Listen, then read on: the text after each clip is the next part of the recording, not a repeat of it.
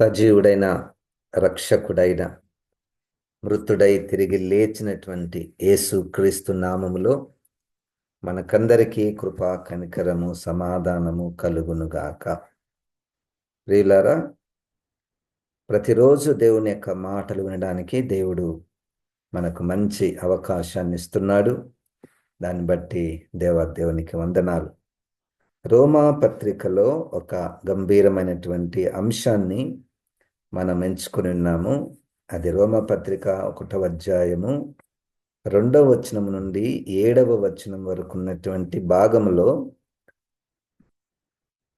శరీరమును బట్టి దావీదు సంతానముగాను మృతులలో నుండి పునరుద్ధానుడైనందున ఆత్మను బట్టి దేవుని కుమారుడుగాను ఆయన నిరూపింపబడెను. ఈ మాటలో పునరుద్ధానుడైనందున అంటే యేసుక్రీస్తు చనిపోయి మృతి చెంది తిరిగి లేచాడు అన్నటువంటి విషయము, అది క్రైస్తవ విశ్వాసానికి ఒక బలమైనటువంటి పునాది. అది క్రైస్తవ పరిచర్యకు బలమైనటువంటి పునాది. దాని యందు విశ్వాసమునకు తగిన విధేయత. మనం వాక్యము ఒకవైపు వింటున్నాము, పునరుద్ధానం గురించి వాక్యములో చదువుతున్నాము. ఆ పునరుద్ధానం యొక్క విషయము అది ప్రవచనాత్మకమైనటువంటి సంఘటన, అది నెరవేర్చబడినది. పునరుద్ధానములో లేఖనముల యొక్క నెరవేర్పును మనం చూస్తాము. పునరుద్ధానములో ప్రత్యక్ష సాక్షులు, పునరుద్ధానానికి ప్రత్యక్ష సాక్షులను మనం చూస్తాము. పునరుద్ధానములో యేసుక్రీస్తు యొక్క బోధలను కూడా మనం చూస్తాము. పునరుద్ధానము తరువాత యేసుక్రీస్తు యొక్క జీవితము, పరిచర్య, ప్రజల యొక్క ప్రతిస్పందన వాక్యములో మనము చూస్తున్నాము. ఈ మాటలు వింటూ పునరుద్ధానం యందు, యేసు పునరుద్ధానం యందు మనకు విశ్వాసము కలిగి దాని ప్రకారము మనము నడుచుకొనవలెను. దేవునికి స్తోత్రం, హల్లెలూయా. చూడండి, ఈరోజు ఇంకొక గంభీరమైనటువంటి విషయాన్ని మనము వినబోతున్నాం. అదేంటంటే, పునరుద్ధానములో అనేక పాత్రలు మనకు కనబడుతుంటాయి. మరణం, సిలువ మరణము, సమాధి, పునరుద్ధానము తరువాత. ఈ విషయాలలో మనము అనేక పాత్రలు, అరిమతయ యేసేపు గాని, స్త్రీలు గాని, శిష్యులు గాని, శతాధిపతి గాని, ఆయన చనిపోయినప్పుడు పరిశుద్ధులు లేచిరి అన్నటువంటి విషయం కానీ, పరిసయ్యులు గాని, పిలాతు గాని, ఈ విధంగా అనేకమైనటువంటి పాత్రలు ఈ 3 రోజులలో అనేకమైనటువంటి పాత్రలు మనకు కనపడుతుంటాయి. వాటిలో ఆ పాత్రలలో ఒక పాత్ర మగ్దలేనే మరియా యొక్క ఫుల్ పిక్చర్. ఆమె యేసుతో పరిచయము, యేసును ఎదుర్కొనుట నుండి అన్ని భాగాలలో, యేసు యొక్క అన్ని భాగాలలో, అంటే యేసు చేస్తున్నటువంటి పరిచర్య భాగాలలో, అంటే సువార్త పరిచర్య భాగంలో ఉన్నది, సిలువ సమయంలో ఉన్నది, సమాధి సమయంలో ఉన్నది, 3 రోజుల తర్వాత పునరుద్ధాన సమయంలో ఉన్నది, పునరుద్ధానము తరువాత కూడా ఆమె ఉండినట్లు మనకు వాక్యములో మనము చూడబోతున్నాము.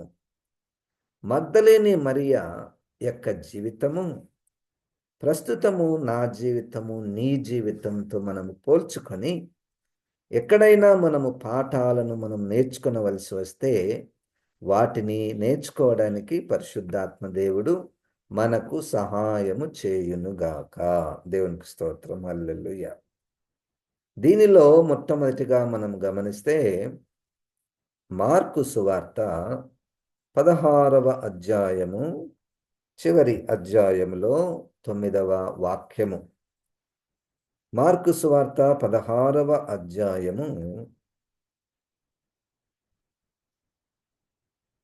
9వ వాక్యం. ఆదివారము తెల్లవారినప్పుడు యేసు లేచి తాను 7 దయ్యములను వెళ్ళగొట్టిన మగ్దలేనే మరియకు మొదట కనపడెను.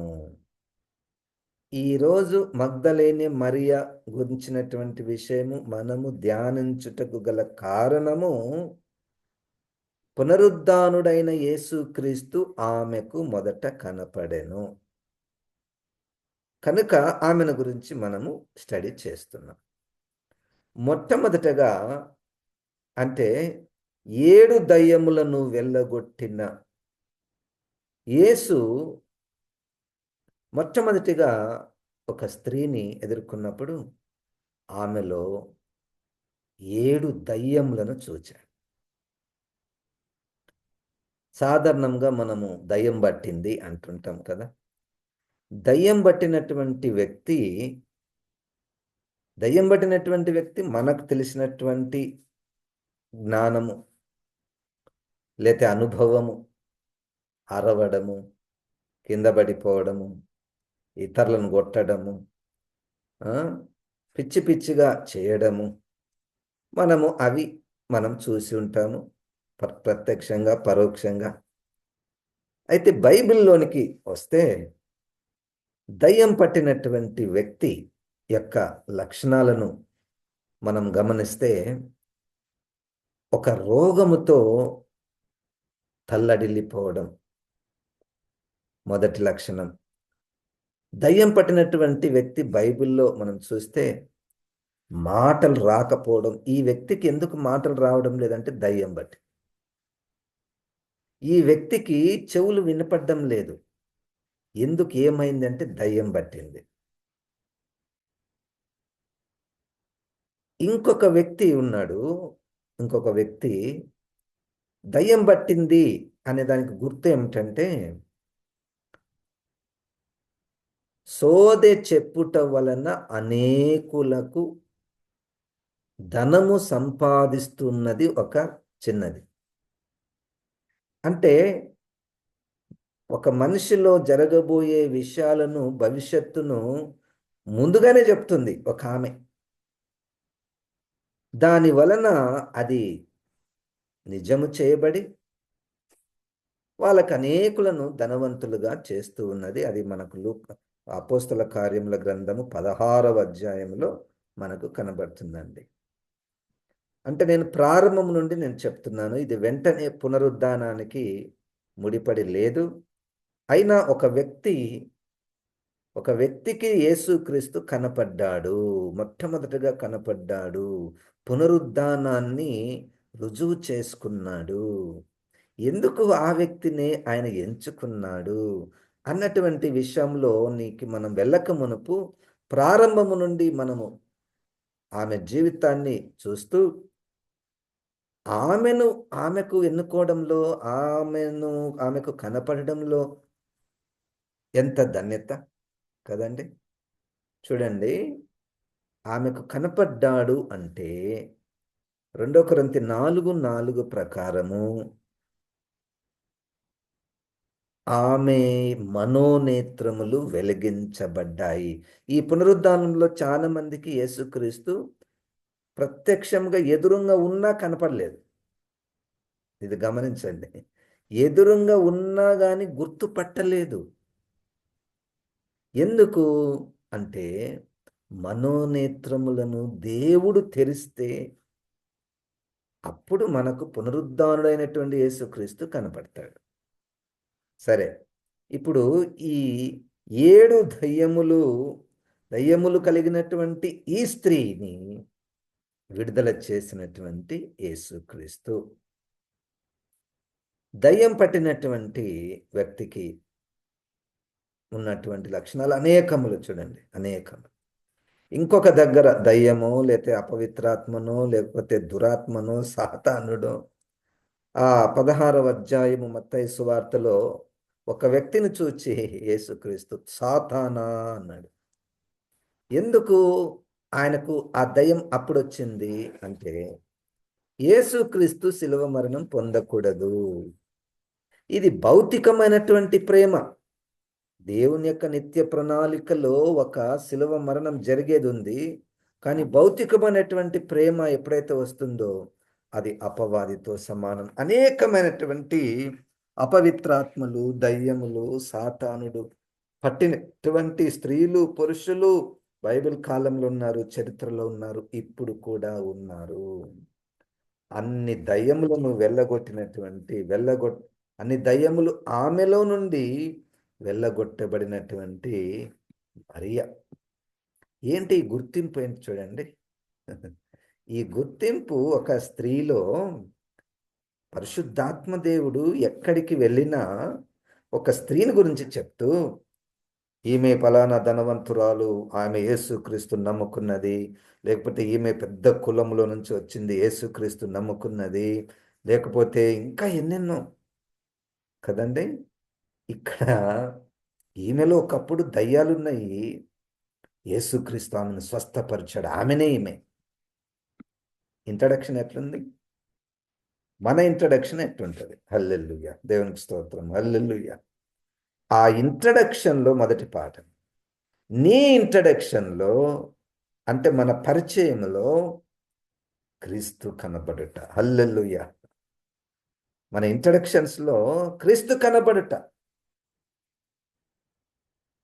ఇది మొదటి పాఠముగా మనం తీసుకోవాలి. సాధారణంగా మానవ స్వభావం ఏంటంటే భౌతికంగా మనం ఏమేమి సాధించామో లేకపోతే ఏ విషయాలను మనం ఇతరులకు చెప్తే మనల్ని అభినందిస్తారో అన్నటువంటి విషయాలతో మనము పరిచయం చేసుకోవడానికి మనం ఇష్టపడుతుంటాం. అది స్వభావం అండి, అది మానవ స్వభావం. నేనైనా నాకు కూడా అదే స్వభావం ఉంటుంది, అందరికీ అట్లే ఉంటుంది స్వభావము, గొప్పలు చెప్పుకోవాలన్నటువంటిది. కానీ పరిశుద్ధాత్మ దేవుడు ఒక స్త్రీ విషయంలో ఈమెకు ఒకప్పుడు 7 దయ్యాలు పట్టాయి. ఏ దయ్యము ఏ దయ్యము ఉమ్, ఒక మూవీలో, అంటే క్రిస్టియన్ మూవీలో ద చోజన్ అనేటువంటి మూవీలో ఆమెకు పట్టినటువంటి దయ్యంలో ఒక దయ్యం ఏంటంటే మత్తు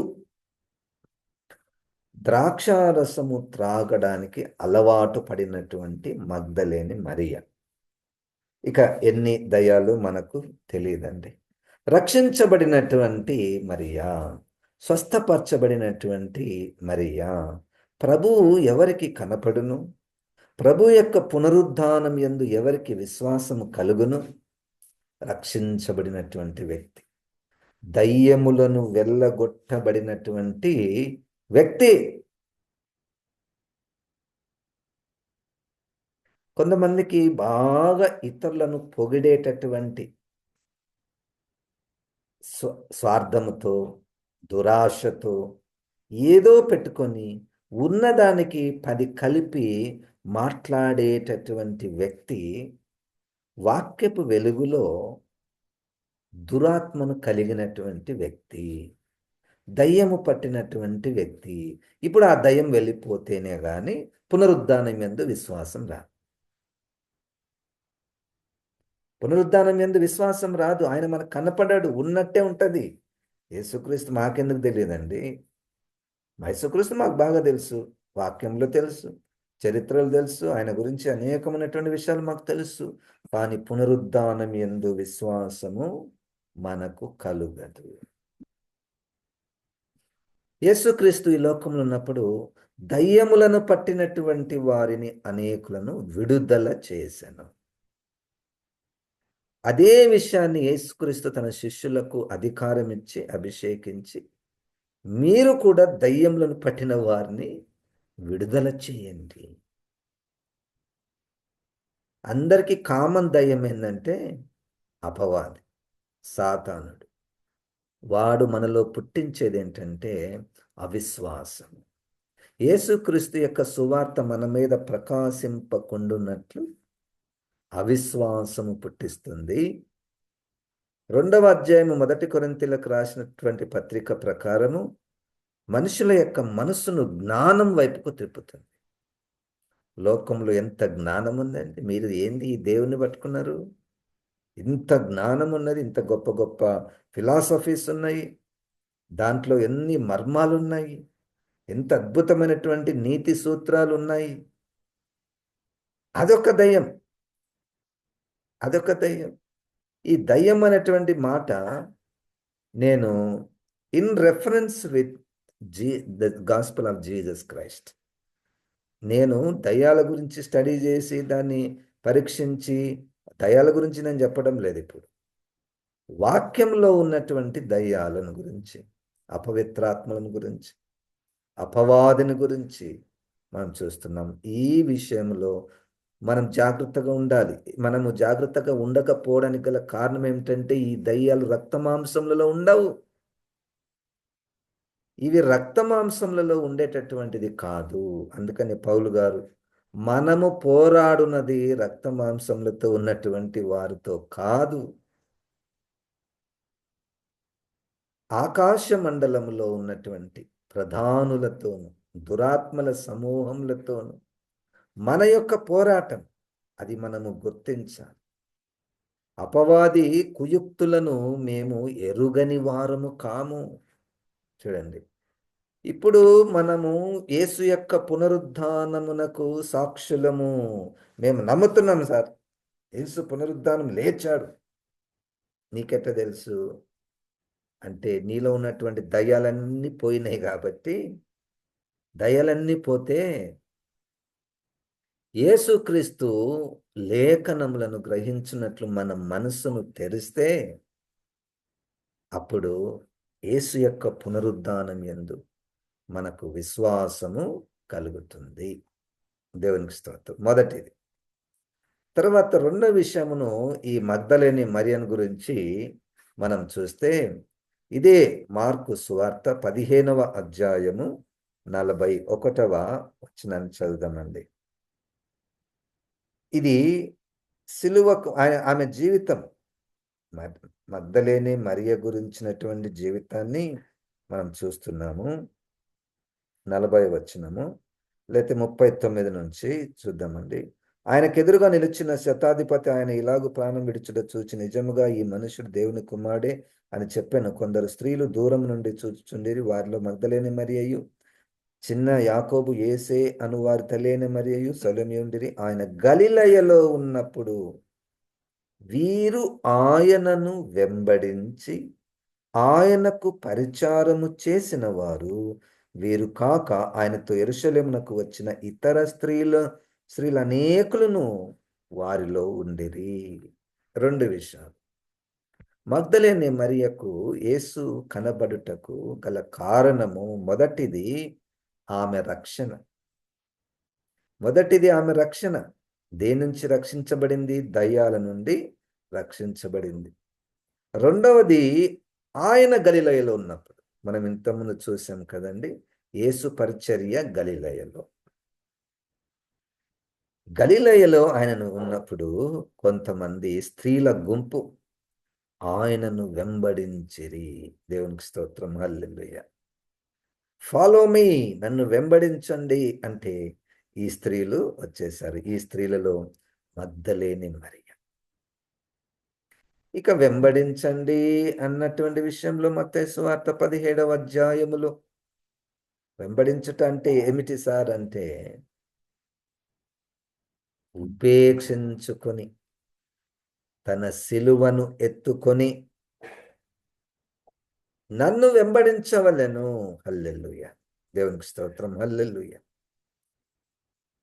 ఏదో ఒకటి వదులుకున్నటువంటి దాన్ని క్రీస్తు కొరకు, క్రీస్తు పరిచర్య కొరకు ఏదొక దాన్ని వదులుకొనుట, వద్దు అని చెప్పుకొనుట, అది వెంబడించుటకు ఒక గుర్తు. నువ్వు క్రీస్తును వెంబడిస్తున్నావు అంటే క్రీస్తు కొరకు నువ్వేం వదులుకున్నావు? నంబర్ 1. క్రీస్తు కొరకు నువ్వు ఏ శ్రమలు పడ్డావు? ఏ సిలువను ఎత్తుకున్నావు? నంబర్ 2. అప్పుడు ఆ వ్యక్తులు ఇంకా దాన్ని ఇంకా లోతుగా వెళ్తే, క్రీస్తు కొరకు ఇండ్లను వదులుకున్న వారు, ఆస్తులు పోగొట్టుకున్న వారు, తల్లిదండ్రులను వదులుకున్నటువంటి వారు, ఎన్నో ఉద్యోగాలను వదులుకున్నటువంటి వారు, వాళ్ళని మనము అంటామండి యేసుక్రీస్తుని వెంబడించిన వారు అని. పరిశుద్ధాత్మ దేవుడు అట్టి అవకాశాలను ఇస్తాడు, వదులుకునే అవకాశము, అట్టి మనస్సును కూడా ఇస్తాడు. హల్లెలూయా, దేవునికి స్తోత్రం. ఇతరులకు వెర్రితనం కనపడుతుంది. ఇతరులు ఎన్నో అడ్వైజ్, ఎందుకు వదులుకుంటున్నావయ్యా అంటారు. అది మనసు వచ్చేస్తుంది, అది మనసు వచ్చేస్తుంది. కనుక వెంబడించుట. మగ్దలేని మరియకు యేసు కనపడెను, మొట్టమొదటిగా కనపడెను. నిన్ను నన్ను ఇప్పుడు చూస్తున్నాడు. మనలో పునరుద్ధానం యందు విశ్వాసం, యేసు లేచాడా లేదా అన్నటువంటిది బుద్ధిపూర్వకంగా బాగా తెలుసు. నాకు ఇంకా బాగా తెలుసు. ఎన్నెన్నో వాక్యాలు నాకు తెలుసు. కానీ విశ్వాసము ఉందా లేదా అనేది ఎప్పుడు బయటకు వస్తుంది? వదులుకున్నప్పుడు బయటకు వస్తుంది. ఆయనను వెంబడించిన స్త్రీలు. గలిలయలో సామాన్యమైన పరిచర్యనండి. యెరూషలేములో పరిచర్య చాలా బాగుంటుంది. గలిలయ పరిచర్యలో చాలా కష్టం. కపెర్నహూముకు పోవాలి. కపెర్నహూము గురించి రాయబడినటువంటి మాట ఏం తెలుసా? హెచ్చించుకునే ప్రజలు ఉన్నటువంటి ప్రాంతం. నజరేతు గురించి రాయబడినటువంటి మాట ఏం తెలుసా అండి? దొంగల ప్రాంతం. గెరాసేనుల ప్రాంతం. ఏం ప్రాంతం? గలిలయలో ఉన్నటువంటి గెరాసేనుల ప్రాంతము దయ్యాలతో నింపబడినటువంటి ప్రాంతం. ఇక్కడంతా పోవాలి. ఎంత కష్టం! ఆయనను వెంబడించినటువంటి స్త్రీలు, ఆయనను వెంబడించినటువంటి స్త్రీలు. పునరుద్ధానం యందు విశ్వాసమునకు మొట్టమొదటిగా దయ్యాలు వెళ్ళగొట్టబడినటువంటి మగ్దలేనే మరియా మొదటిది. రెండోది ఆయనను వెంబడించినటువంటి స్త్రీలు. మూడవది ఆయనకు పరిచారము చేసిన వారు. మగ్దలేనే మరియా ఆయనకు పరిచారం. ఏం పరిచారం చేసి ఉంటుందండి? పరిచారము రకరకాల భోజనం పెట్టిండొచ్చు, లేకపోతే ఆయన బాగోగులు చూసుకుండొచ్చు.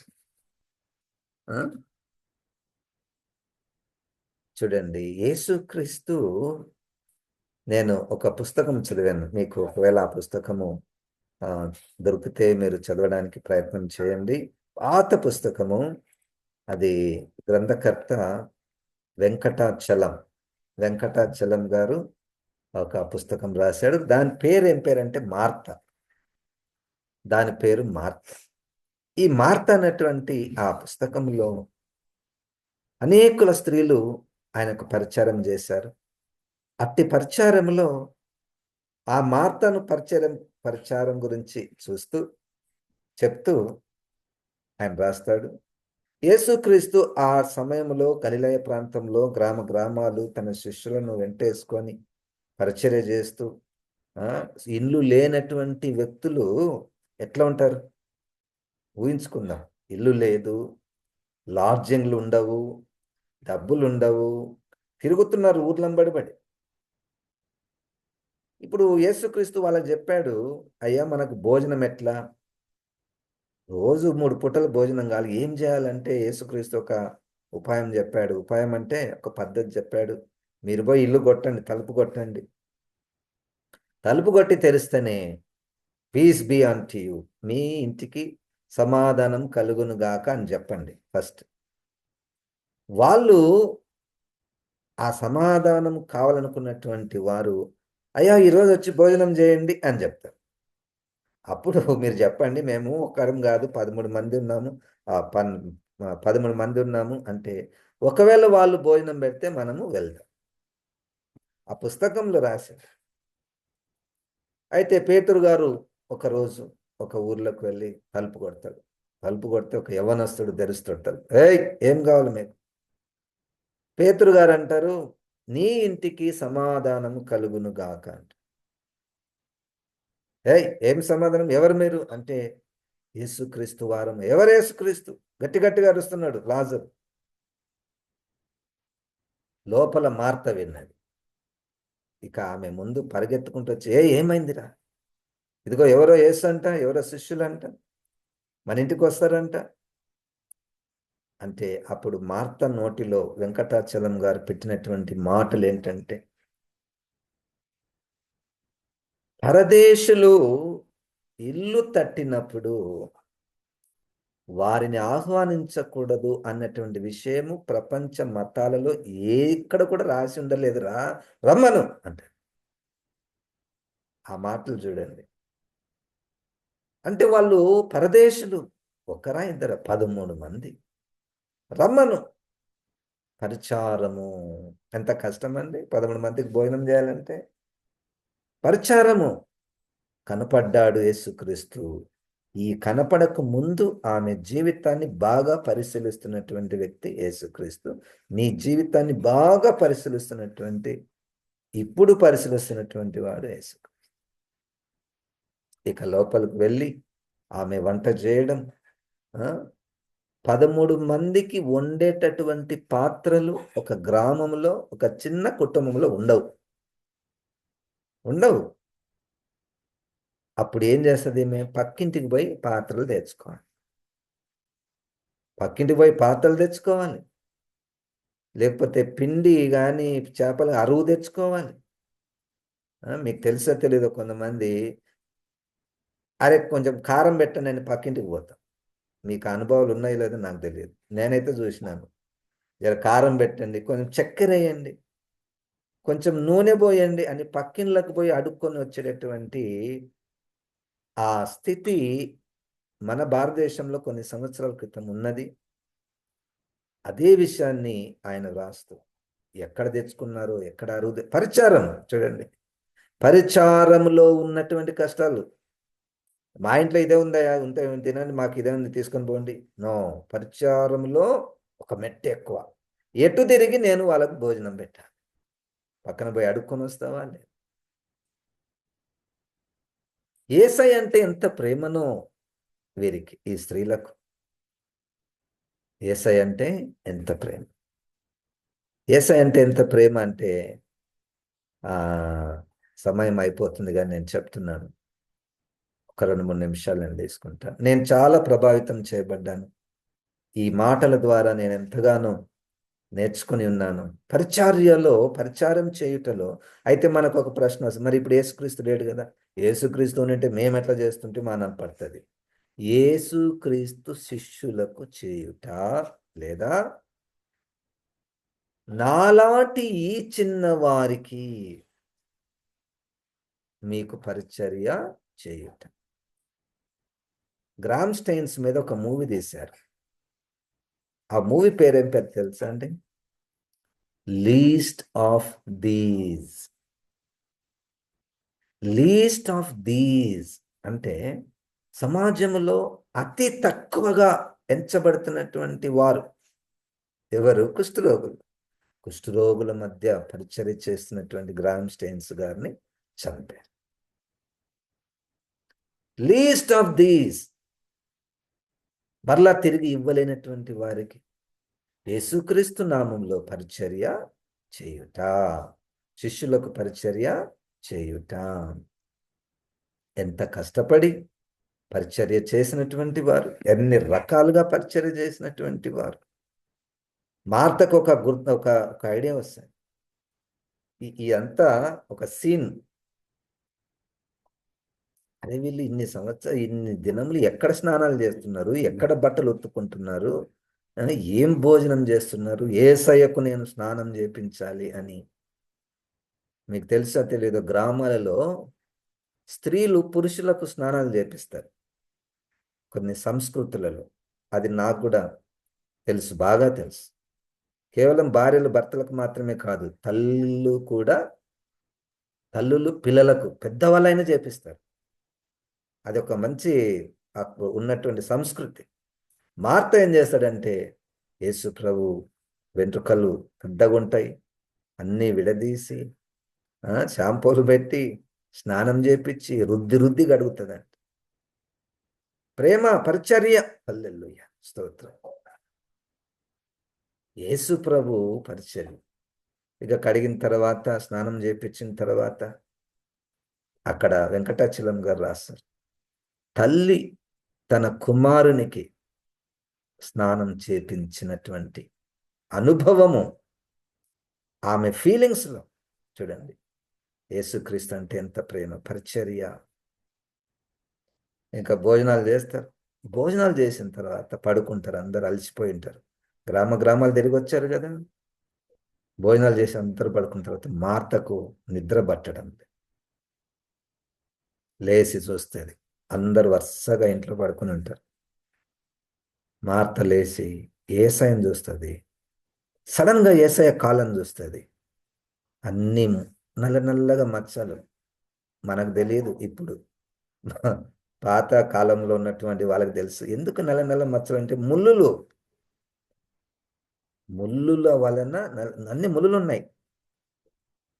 నేను చిన్నగా ఉన్నప్పుడు కూడా కాళ్ళలో ముళ్ళులు. ఇక ఇదే పని రోజు ఆ సేఫ్టీ పిన్స్ తీసుకురావాలా, దాన్ని తీసుకుంటూనే ఉండాలి ఒకరినొకరు. అయితే మార్త యేసు పాదాలను చూచి బాధపడిపోయాము, ఎన్ని ముళ్ళులున్నాయి అని. ఆయన పడుకొని నిద్రపోతుంటే ఈమె పిన్ను తీసుకుని పోయి మెల్లమెల్లగా ఆ ముళ్ళులను తీస్తుంటారు. పరిచర్య అండి, పరిచర్య. ముళ్ళులను తీస్తుంటారు. ముళ్ళులను తీస్తుంటే యేసు ప్రభుకు మేలుకు వస్తారు. ఏంటమ్మా ఏం చేస్తున్నావు అంటే, ఎన్ని ముళ్ళులు యేసయ్యా, ఎక్కడెక్కడ తిరుగుతున్నావు, నీకెంత నొప్పి బాధ. నాకు చాలా బాధ అవుతుంది నీ కాళ్ళను చూస్తే అని అంటే, అప్పుడు యేసు ప్రభు అంటాడు, అమ్మా నువ్వు ఈ ముళ్ళులకే బాధపడుతున్నావు, కొన్ని రోజులలో అదే కాళ్ళకు మేకులు కొట్టబోతున్నారు. వెంటనే ఆమె తట్టుకోలేక ఆ కాళ్ళను తీసుకొని గుండెలకు హత్తుకుంటుంది. అనేకులను ప్రేమించడానికి, స్వస్థపరచడానికి, దయలను వెళ్ళగొట్టడానికి వెళ్ళినటువంటి ఈ కాళ్ళలో మేకులా అని బాధపడు ఏడుస్తారు. పరిచర్య. ఎందుకు ఈమె కనపడ్డాడు? రక్షణ పొందింది, దయ్యాల నుంచి రక్షణ పొందింది. ఎందుకు ఈమె కనపడ్డాడు? ఆమె వెంబడించి. ఎందుకు ఈమె కనపడ్డాడు? ఆమె పరిచర్య చేసింది. పరిశుద్ధాత్మ దేవుడు ఈ 3 విషయాలను, ఇంకా అనేక విషయాలను మన హృదయంలో రాసి, దాని ప్రకారము మనకు విశ్వాసం కలిగి, ఆ విశ్వాసమునకు విధేయత మనం చూపించినట్లు మనం ముందుకు వెళ్దాం. ప్రార్థన మనం చేసుకుందాం. జీవం గల తండ్రి, వాక్యమైన దేవ, ఈ వాక్యాన్నైనా మాలో ఫలింపచేయమని, వాక్యానుసారంగా నడుచుటకు ప్రభువా సహాయం చేయమని యేసు నామమున ప్రార్థిస్తున్నాం తండ్రి, ఆమేన్. ఇప్పుడు మన పరమ తండ్రి అయిన దేవుని యొక్క ప్రేమ, ప్రభువైన యేసు క్రీస్తు యొక్క కృప, పరిశుద్ధాత్మ దేవుని యొక్క సహవాసం మనకందరికీ సదాకాలము తోడై ఉండును గాక. ఆమేన్, ఆమేన్. దేవుడు మనల్ని దీవించును గాక.